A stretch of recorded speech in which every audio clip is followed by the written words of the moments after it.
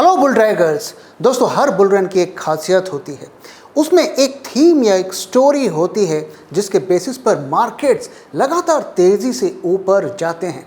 अगर हम 2008 के बुल रन की बात करें तो उसकी थीम क्या थी? Housing market. अगर हम थोड़ा पहले 2000 साल में जाएं तो उस वक्त की थीम क्या थी? टेक्नोलॉजी या इंटरनेट स्टॉक्स। अगर हम दुनिया का पहला रिकॉर्डेड बुल रन की बात करें तो उस वक्त की थीम क्या थी? उस बुल रन को हम ट्यूलिप मानिया के नाम से जानते हैं और उस वक्त की थीम थी ट्यूलिप, जो कि एक फ्लावर होता है। तो कोई भी बुल रन एक नॉर्मल तरीके से स्टार्ट होता है, उसमें जेन्युइन डिमांड होती है और फिर धीरे धीरे वो इरेशनल एक्सूबरेंस या बबल में कन्वर्ट हो जाता है। अगर हम थोड़ा पहले जाकर 2008 की बात करें तो 2008 में एक जेन्युइन हाउसिंग मार्केट था। कई लोगों ने रियल एस्टेट मार्केट और उनके शेयर्स में पैसा लगाया, जिनमें मैं भी शामिल था। और अगर हम थोड़ा पहले जाएं, 2000 की बात करें तो उसमें भी लोग ऐसा कहा करते थे कि एक दिन अगले 20-25 सालों के बाद ऐसा आएगा जब सब कुछ इंटरनेट से चलेगा। ऐसे आर्टिकल्स अखबारों में छापा करते थे और वो सही भी साबित हुए। लेकिन उसके बेसिस पर जिन स्टॉक्स में वो इन्वेस्ट करवाते थे, वो स्टॉक अब इस दुनिया में नहीं है। अगर हम 2000 से पहले बुल रन की बात करें, ट्यूलिप मानिया की बात करें, तो उस वक्त भी एक जेन्युइन डिमांड थी। जो ट्यूलिप फ्लावर था उसे ज्वेलरी की तरह यूज़ किया जाता था, जिससे एक घर घर में उसकी डिमांड पैदा हुई। लेकिन धीरे धीरे ये जो बुल रन के डिमांड्स हैं, जेन्युइन डिमांड्स हैं, वो इरेशनल एक्सूबरेंस और फिर बबल में कन्वर्ट हो गए और एक गुब्बारे की तरह अचानक फट गए। तो ऐसे कुछ एग्जाम्पल्स भी आगे मैं वीडियो में आपके साथ शेयर करूंगा। लेकिन अगर हम करंट बुल रन की बात करें तो इस बुल रन की थीम क्या है? शायद इस बुल रन की थीम है डिफेंस सेक्टर। दोस्तों, पिछले अगर आप 2022 से अभी तक का लें तो डिफेंस सेक्टर के स्टॉक्स में करीब 400% का इजाफा हुआ है, यानी कि 4 गुना शेयर्स भाग गए हैं। वहीं अगर हम निफ्टी की बात करें तो शायद 30-35% ही उसमें हमें गेन देखने को मिला है। इसके बाद रियल एस्टेट और ऑटो सेक्टर्स में भी हमें अच्छा गेन देखने को मिला है। लेकिन ज़्यादातर मार्केट्स में इस तरीके के गेन नहीं मिले हैं जैसे गेन्स हमें डिफेंस सेक्टर के स्टॉक्स में देखने को मिले हैं। तो ये सब देख के लोगों के मन में कुछ प्रश्न उठते हैं कि क्या है डिफेंस सेक्टर की स्टोरी, क्यों इसमें इतनी तेज़ी हमें दिख रही है और क्या हम इस वक्त इसमें एंटर कर सकते हैं? क्या ये जेन्युइन बाइंग है या एक बबल की तरफ हम जा चुके हैं और क्या ये बबल जल्दी ही बर्स्ट करने वाला है? तो इन सारी चीज़ों के बारे में हम इस वीडियो में बात करने वाले हैं। तो आइए सबसे पहले डिफेंस सेक्टर को थोड़ा समझते हैं कि इसकी स्टोरी क्या है वो ट्रिगर्स जिसकी वजह से हमें इस सेक्टर में इतनी शानदार तेज़ी देखने को मिल रही है। तो अगर हम पहले पॉइंट की बात करें तो we are top arms importer. दुनिया में सबसे ज़्यादा आर्म्स हम इंपोर्ट करते हैं और पूरी दुनिया का 10% आर्म्स इंडिया इंपोर्ट करता है। तो अगर हम दूसरा पॉइंट देखें तो 4th लार्जेस्ट डिफेंस स्पेंडर, यानी कि दुनिया में हम जितना पैसा डिफेंस पर स्पेंड करते हैं अगर उसे कंपेयर करें तो हम दुनिया के चौथे देश हैं। और हमसे ऊपर कौन है? हमसे ऊपर है यूएसए, चाइना और रशिया। तो अगर हम एक बजट का कंपैरिजन करें तो रशिया करीब $100 बिलियन स्पेंड करता है, वहीं चाइना उसका 3 गुना करीब $300 बिलियन स्पेंड करता है और यूएसए उसका 3 गुना यानी कि करीब $900 बिलियन स्पेंड करता है। और हम रशिया से थोड़ा ही कम करीब $83-85 बिलियन स्पेंड करते हैं। अब आप देखिए, अमेरिका पूरी दुनिया से पंगे लेता है तो उसको इतना बड़ा डिफेंस का बजट चाहिए। वो अपने देश में कभी भी लड़ाई नहीं लड़ता और उसके डिफेंस को फंड कौन करता है? तो उनकी FIIs की कंपनी है जो दुनिया भर से पैसे लूट के लाती हैं और अपने देश में लेके जाती है और उनके जो गवर्नमेंट के साथ काफ़ी अच्छे लिंक्स भी होते हैं और उनको इनसाइड की इंफॉर्मेशन भी मिलती है, तो वो उसे फंड करते हैं। वहीं अगर आप देखिए तो चाइना $300 बिलियन, तो वो क्या करता है? दुनिया भर में अपना माल बेचता है, अपने चीप मैन्युफैक्चरिंग से दुनिया भर में माल बेचकर वहाँ से पैसा लेकर इसको फंड करता है। और रशिया की बात करें तो रशिया क्या करता है भाई, पूरे यूरोप को इलेक्ट्रिसिटी और अनाज रशिया देता है, तो वो सारे पैसे उसके पास आते हैं, उससे वो अपने डिफेंस को करता है। और इंडिया के पास पैसा कहाँ से आता है? तो इंडिया ने भी 2 अच्छी स्टोरी बनाई पास्ट में कि वो आईटी एक्सपोर्ट इतनी भारी मात्रा में पिछले सालों में जो शुरू किया गया, जिसका पैसा हमारे देश को मिलता है, और वहीं फार्मा से भी अच्छा खासा पैसा आता है।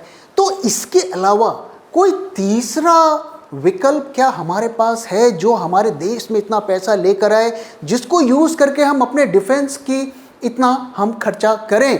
तो ऐसी कोई स्टोरी फिलहाल तो हमें नहीं दिख रही है। जी हाँ, एक है कि जीएसटी हम ज़्यादा से ज़्यादा लेकर अपने डिफेंस सेक्टर में पैसे लगा रहे हैं। तो देश की सुरक्षा के लिए हमें बजट चाहिए, इस वजह से हमें रखना पड़ता है। अगर हम देखें तो तीसरा जो ट्रिगर है वो क्या है कि हम अब एक्सपोर्ट करना शुरू कर दिया। हमने 85 कंट्रीज़ को एक्सपोर्ट कर रहे हैं। दोस्तों, कहीं आप ऐसा तो नहीं सोच रहे हैं कि हम फाइटर प्लेन्स एक्सपोर्ट कर रहे हैं? जी नहीं, हम छोटे मोटे सामान, कहीं राइफल बेच रहे हैं, कहीं बोट बेच रहे हैं, कहीं बुलेट्स बेच रहे हैं, तो छोटे मोटे सामान बेच रहे हैं। और हमारे मेजर जो एक्सपोर्ट किसको हम कर रहे हैं? तो Vietnam, Afghanistan, Sri Lanka, UAE, Philippines, और इसमें से आधे कंट्रीज़ तो बैंकरप्ट है। और अगर हम इसके अलावा देखें तो क्या पॉजिटिव ट्रिगर्स हैं?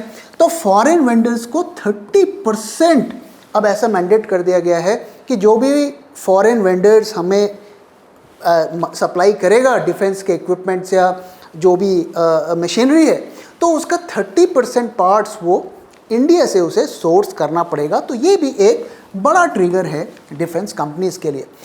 2 इंडस्ट्रियल कॉरिडोर्स सेटअप किए गए हैं जिसमें 20,000 करोड़ का इन्वेस्टमेंट होने वाला है।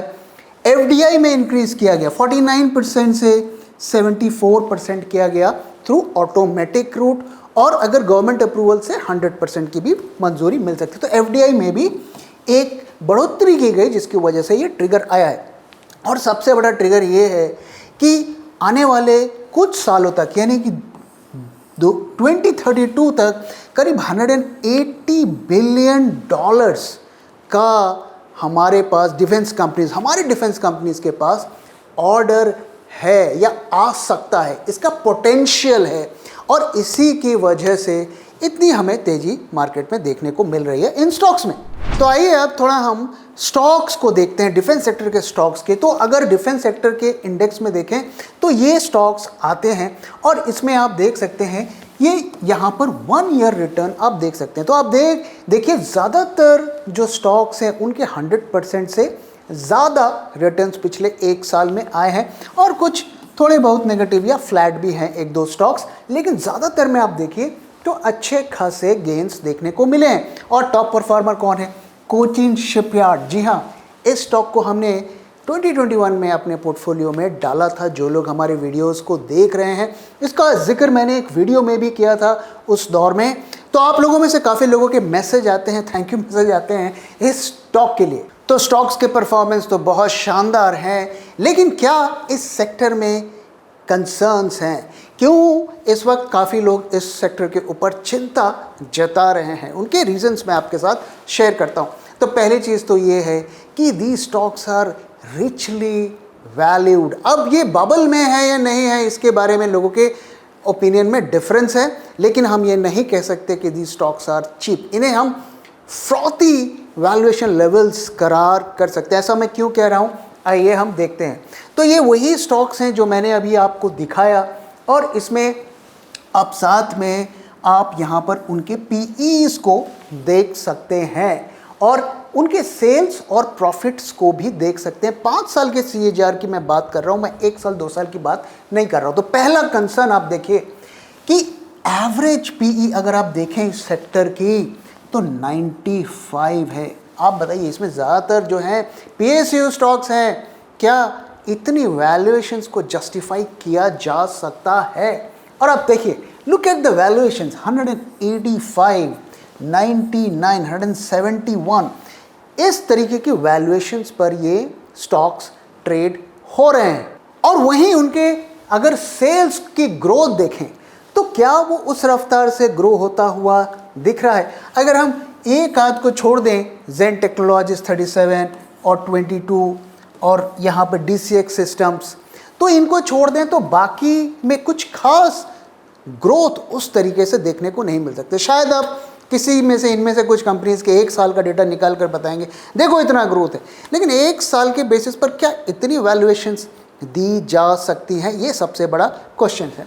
और वहीं प्रॉफिट फ्रंट में भी आप देखिए तो अगर 1-2 को आप छोड़ दें, ये जैसे एस्ट्रा माइक्रो है और डेटा पैटर्न्स हैं, तो इनको छोड़ दें तो बाकी सब भी नॉर्मल वहाँ पर प्रॉफिट्स देखने को मिल रहे हैं। तो ऐसा नहीं है कि अगर हम पिछले 5 साल का या 3 साल का देखें तो वहाँ पर हमें कोई बहुत ही एक रोज़ी पिक्चर देखने को मिल रही है।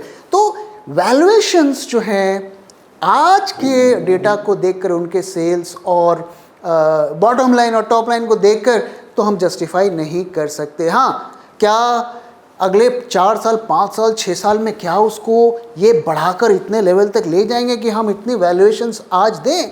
तो इसके बारे में लोगों के डिफरेंट ओपिनियंस हैं और मेरा क्या ओपिनियन है ये भी मैं आप थोड़ी देर में शेयर करूंगा। अब इसमें से कुछ कंपनीज हैं जैसे HAL, BEL और डेटा पैटर्न्स, तो इनके ऑर्डर बुक्स स्ट्रॉन्ग है। तो HL में अगर आप देखिए तो करीब 96,000 का ऑर्डर बुक है और ऐसी भी खबरें हैं कि ये कुछ हेलीकॉप्टर्स के भी एक्सपोर्ट करने की प्लानिंग कर रहे हैं। वहीं BEL में भी करीब 75,000 करोड़ का ऑर्डर बुक है और डेटा पैटर्न्स का भी करीब 20,000 करोड़ का ऑर्डर बुक है। तो इसमें तो हम कुछ हद तक इसको जस्टिफाई कर सकते हैं कि भैया इनके पास इतना ऑर्डर ऑलरेडी आ चुका है तो हम हाई वैल्यूएशंस दें, लेकिन बाकी के केस में इतने बड़े ऑर्डर बुक्स भी नहीं हैं। तो ये डेटा देखकर ये लगता है कि जितनी भी इनकी ग्रोथ पोटेंशियल है वो ऑलरेडी प्राइस्ड इन है। अब अगर इन्होंने इसी ग्रोथ पैटर्न को रिपीट नहीं किया तो मार्केट पनिश भी करेगा। जैसा कि हमने HDFC के केस में देखा, इतने साल तक मार्केट्स हाई पी पर स्टॉक को उन्हें खरीदा, बेचा, ये सोच के कि भैया ये तो बहुत तेज़ी से ग्रो कर रहा है, आगे भी करेगा। लेकिन जब कुछ टाइम तक उन्होंने देखा कि भाई जब ग्रोथ नहीं हो पा रही है तो उन्होंने स्टॉक को पनिश करना भी शुरू किया। तो वही कहानी इस सेक्टर के स्टॉक्स में भी हमें देखने को मिल सकती है। इसलिए बहुत सोच समझकर आप डिफेंस स्टॉक्स में पैसा लगाइए इन लेवल्स पर, नहीं तो क्या होगा ये मुझे बताने की ज़रूरत नहीं। दोस्तों, मार्केट में ऐसा कहा जाता है नथिंग लास्ट्स फॉर एवर। तो जो भी बुल रन होती है, जो भी तेज़ी होती है, एक ना एक दिन तो वो ख़त्म होती है और जब वो ख़त्म होती है तो बहुत भयावह दृश्य होता है। आइए मैं आपको कुछ एग्जाम्पल्स ऐसे ही दिखाता हूँ। क्या आप एक HNI हैं और आप एडवांस स्ट्रेटजीज सीखना चाहते हैं, ऐसी स्ट्रेटजीज जिनकी मार्केट के डायरेक्शन पर डिपेंडेंसी ना हो, यानी कि आपको ये प्रेडिक्ट ना करना पड़े कि मार्केट ऊपर जाएगा या नीचे जाएगा। क्या आप ऑप्शंस की ऐसी स्ट्रेटजीज सीखना चाहते हैं कि अगर आपकी पोजीशंस लॉस में आ गई तो आप उसमें एडजस्टमेंट करके उसे प्रॉफिट में कन्वर्ट कर सकें? अगर आप ये सब सीखना चाहते हैं और इसी तरीके की एडवांस्ड FNO स्ट्रेटजी सीखना चाहते हैं तो आप ज़रूर हमारे 2 दिन के बिग ट्रेडर्स समिट ज्वाइन करें, जो कि कोलकाता में होने वाला है 28 और 29 को होटल नोवोटेल में। और ये होटल एयरपोर्ट से सिर्फ 15 मिनट्स की दूरी पर है।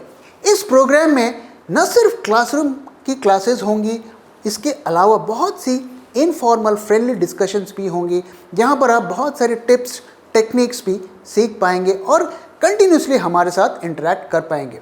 और एक बार ये इवेंट ख़त्म होने के बाद भी आपसे हमारा कनेक्शन बना रहेगा, क्योंकि ये ऑनलाइन क्लासेस होंगी। उसके बाद उसके थ्रू भी आप अपने डाउट्स क्लियर कर पाएंगे और साथ ही कम्युनिटी का भी सपोर्ट होगा। तो आइए मैं क्विकली आपको दिखाता हूं कि किस लेवल की स्ट्रैटेजीज का वहां पर हम डिस्कशन करेंगे। तो यहां पर मैं आपको एक स्ट्रैटेजी दिखा रहा हूं और यहां पर आप देखिए, यहां पर स्ट्रैटेजी की पोजीशन बनती है और उसके बाद लॉस हमें यहां पे दिखता है और लॉस के बाद इसमें पोजीशंस में चेंज किया जाता है। यहाँ पे आप देख सकते हैं कि क्वांटिटी में बदलाव होता है और इसके बाद स्ट्रैटेजी धीरे धीरे प्रॉफिट जोन में आ जाती है। तो अगर आप यहाँ पर इसका परफॉर्मेंस देखें तो किस तरीके से इसके बाद इसने पीछे मुड़ के नहीं देखा और लॉस से स्ट्रैटेजी प्रॉफिट में कन्वर्ट हो गई। तो इसी तरीके कई सारी स्ट्रैटेजीज हम वहाँ पर डिस्कस करने वाले हैं। तो अगर आपको इस प्रोग्राम से रिलेटेड कोई भी जानकारी चाहिए तो feel free to contact us और मैं आपसे मिलूंगा कोलकाता में। तो तो आइए मैं आपको 2000 के स्टॉक्स में ले जाता हूं, उस दौर में जब ये कहा जाता था कि भैया इंटरनेट कंपनीज जो हैं दुनिया को टेक ओवर कर लेंगे और हर तरफ इंटरनेट कंपनीज का बोलबाला होगा और इतने बड़े बड़े वो बार्स बना के दिखाते थे, इतने रेवेन्यूज़ बढ़ जाएंगे, इतने टारगेट बढ़ जाएंगे और जो डेटा वो दिखाते थे वो काफ़ी कन्विंसिंग भी लगता था। लेकिन देखिए क्या हुआ, उस कहानी का अंत कैसे हुआ, आइए मैं आपको दिखाता हूँ। ये आप देखिए, ये सिस्को स्टॉक है जो आज भी ट्रेड हो रहा है, बड़ी कंपनी है और इसमें आप देखिए किस तरीके से राइज देखने को मिला। जो 60 रुपए तक स्टॉक चला गया करीब 15-20 रुपए से और उसके बाद किस तरीके से देखिए क्रैश हुआ और कितने साल लग गए उसे रिकवर होने के लिए। तो 1/3 गिर गया। दोस्तों ये कोई छोटी मोटी कंपनी नहीं है और उस दौर में भी छोटी कंपनी नहीं थी ये। और अगर आप ये देखिए, ये एक चिप की कंपनी है ASML होल्डिंग्स। इसकी कहानी देखिए कि ये भी 66 रुपीज़ से 20 रुपीज़, 1/3 गिर गया। आपको यहाँ पर ब्लिप दिख रहा होगा, लेकिन उसके बाद कितने सालों तक ये कंसोलिडेट हुआ, रिकवर नहीं हो पाया। और आप देखिए वही कहानी दोबारा से रिपीट हो रही है और एक बार फिर जो चिप के स्टॉक्स हैं उसमें स्ट्रॉन्ग रैली हो रही है, एनवीडिया टाइप स्टॉक्स में, और उसी का फ़ायदा इसको यहाँ पे दिख रहा है। और क्या इस कहानी का भी ऐसा ही अंत होगा, ये तो टाइम ही बताएगा। वहीं आप देखिए ऑरेकल, ये भी एक नामी गिरामी कंपनी है, आज भी सर्वाइव कर रही है और इसमें देखिए 40 रुपीज़ का स्टॉक 10 रुपीज़ हो गया। किस तरीके से शार्प क्रैश हमें देखने को मिला। आज इतने सालों के बाद ये रिकवरी करके अब यहाँ पर पहुँचा है, करीब 20 सालों के बाद। और अगर हम इंडियन कंपनीज़ की बात करें तो इंडिया में उस दौर में इंटरनेट की कंपनीज़ बहुत कम थी, जो थी वो लिस्टेड नहीं थी और 4-5 ये सर्विसेज कंपनी हुआ करती थी और कुछ जो होती थी वो ख़त्म हो गई, बंद हो गई।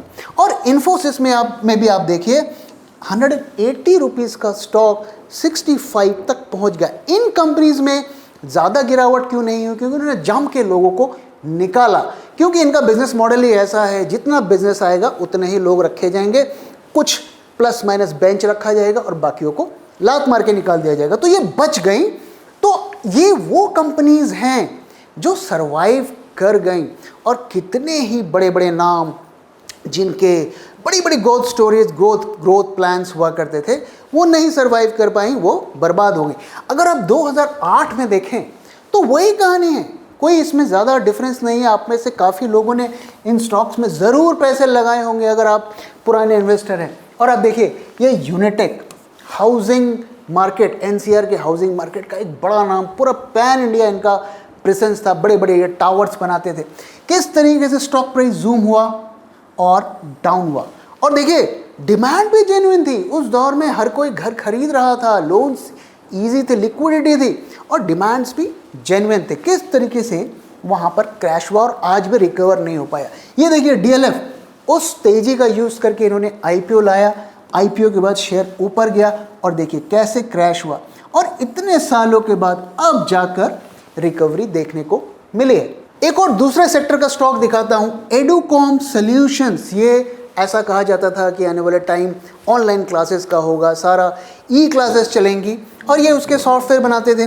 और देखिए आप किस तरीके से जो यहाँ पर फॉल मिला और ये अब एकदम ख़त्म एक तरीके से हो गया। इसमें भी काफ़ी लोगों ने पैसे डुबाए।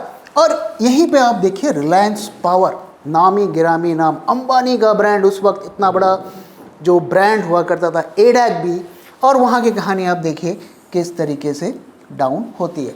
तो इस सब दिखाने का पर्पस ये है कि नथिंग लास्ट फॉरएवर। जो भी बुल रन्स होते हैं, जितनी ज़्यादा तेज़ी होती है उसमें उतना बड़ा फॉल भी होता है। हाँ, कोई पिन पॉइंट एक्यूरेसी से ये नहीं प्रेडिक्ट कर सकता कि कल ही गिरावट होगी, परसों ही होगी।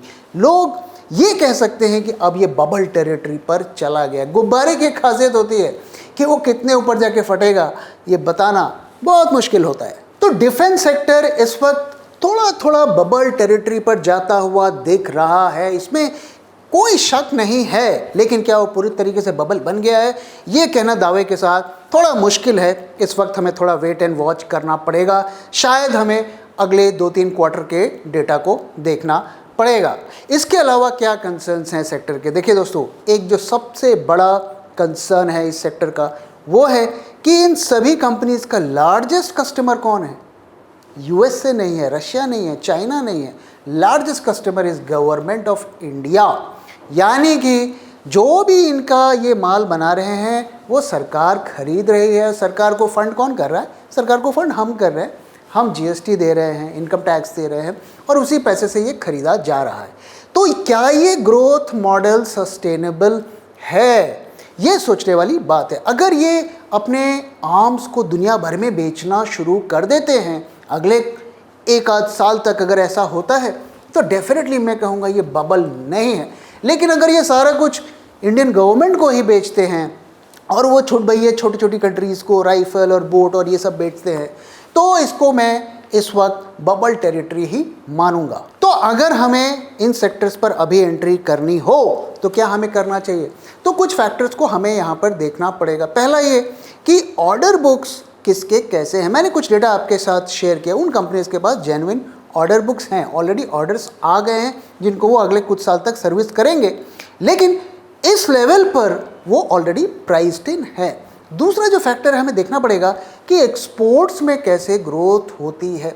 पिछले कई सालों में एक्सपोर्ट्स में ग्रोथ हुआ है, there is no doubt about it, लेकिन अभी भी एक्सपोर्ट्स का परसेंटेज बहुत छोटा है और हम छोटे मोटे चीज़ों को ही एक्सपोर्ट कर रहे हैं। अगर हम एक्सपोर्ट्स में एक्सपोनेंशियल ग्रोथ देखते हैं तो डेफिनेटली इन सेक्टर्स इस लेवल पर भी जो इनकी ट्रेडिंग कंटिन्यू रहेगी और भी प्राइस बढ़ सकते हैं। लेकिन अगर एक्सपोर्ट्स में फॉल होते हैं तो इन लेवल्स को जस्टिफाई नहीं किया जा सकता। आइए मैं आपको ये भी दिखा देता हूँ कि किन स्टॉक्स में FIIs और DIIs इन्वेस्ट कर रहे हैं। तो म्यूचुअल फंड्स के जो फेवरेट स्टॉक्स आप देख सकते हैं, एस्ट्रो माइक्रो और डेटा पैटर्न्स, मेज़ागन डॉक और पारस डिफेंस। वहीं FIIs के जो फेवरेट्स हैं BEML, BEL, data patterns and HAL।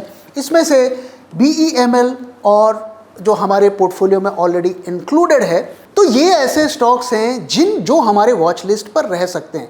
तो क्या हम इन स्टॉक्स में इस वक्त एंट्री कर सकते हैं? दोस्तों, इस सवाल का आंसर देना आसान नहीं है क्योंकि रैली तो चल रही है, रैली आगे कुछ टाइम और तक भी चल सकती है।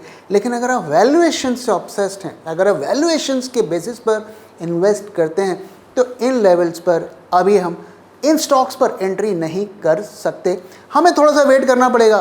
कभी ना कभी हमें आने वाले कुछ महीनों में, हो सकता है बजट के बाद, एक गिरावट मिले, एक फॉल मिले, 15-20% का फॉल शायद मिल जाए।